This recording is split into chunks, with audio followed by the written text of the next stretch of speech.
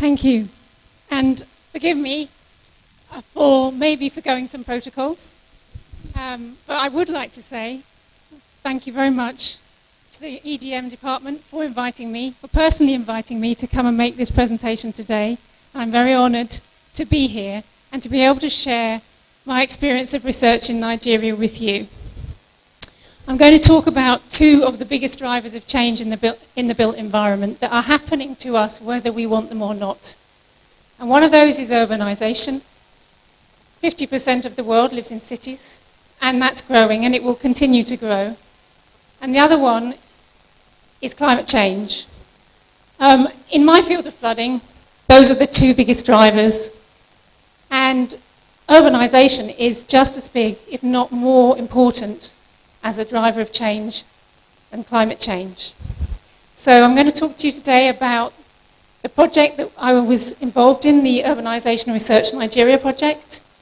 And then I will tell you a bit more in detail about the climate resilience part of that project. I'll try and tell you how we did theoretically grounded, empirical, but policy relevant research over 24 projects. And then I will summarise our recommendations.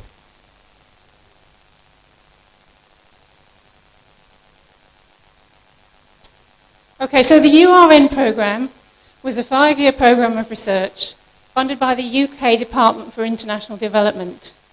It was part of a larger programme of evaluation, the UIREM project, which looked at an evaluation of the NIAF initiative, a DFID-sponsored initiative to try and enhance the implementation of infrastructure projects within Nigeria. And that was a very large investment, and therefore DFID wished to evaluate the programme, and in order to do that, they needed to know how to measure success. And that was something that they found they couldn't easily do. And that was really the motivation for having the research programme. I've said that we wanted to produce academic research, and our leader in the project was very focused on this academic aspect, working with local researchers to produce academic research that was theoretically grounded, bringing concepts that were used around the world, seeing how we could apply them or not in Nigeria. Theoretically grounded with international literature, empirically grounded by doing research work in Nigeria and actually collecting data, demonstrating how data could be collected that would help NIAF to measure success, and policy relevant, so coming out at the end with some actual recommendations that maybe possibly could be implemented.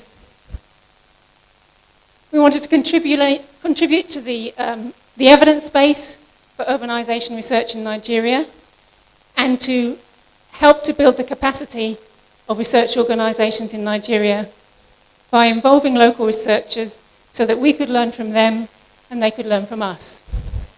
And I hope that we succeeded in some of this. It was a very challenging set of objectives that we had, and then we set ourselves objectives for all the projects underneath this global objective for the programme.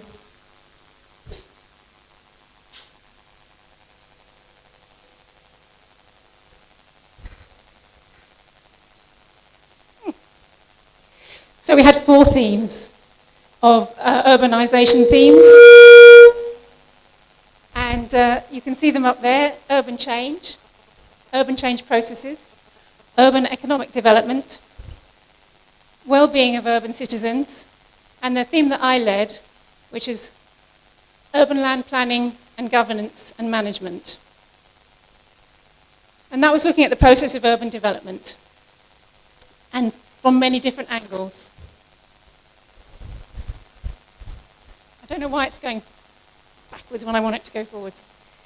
Within those 4 themes, as I said, we had 24 projects. Within Theme D, some of the projects which I was involved in personally: the Urban Land Planning and Governance Project, the Planning, Management and Governance of Informal Systems, the Climate Resilience Project, and Delivering Municipal Infrastructure Project. I can't talk about all of those projects, or I would be here for a whole day, or in fact perhaps for a week. So I'm just going to talk about one. I'm going to talk about the Climate Resilience Project.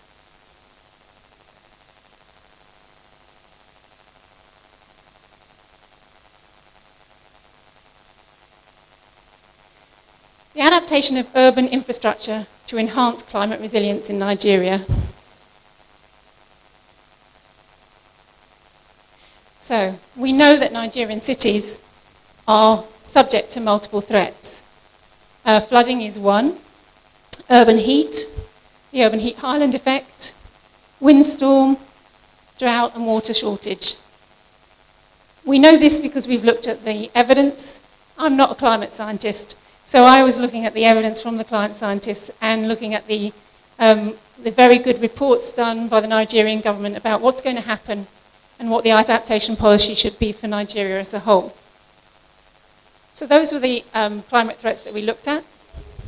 But what we found was that there was quite a lot of good evidence of what's happening in Nigeria, but there was a lack of evidence, particularly in the urban space, around the vulnerability and resilience of cities to climate change. There was a lack of evidence of the capacity and coping strategies.